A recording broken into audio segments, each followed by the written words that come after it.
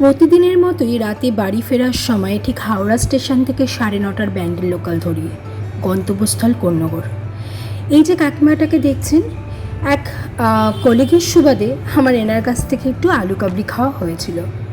বিশ্বাস করো, আমি পুরো ফিদা হয়ে গেছিলাম।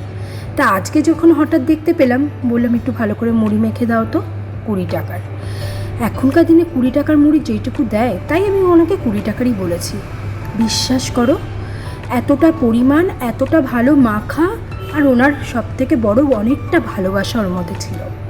তাই এই মুড়িটা যখন খেতে খেতে বাড়ি পৌঁছলাম, আমার পেটটা পুরো ভরেই গেছিলো।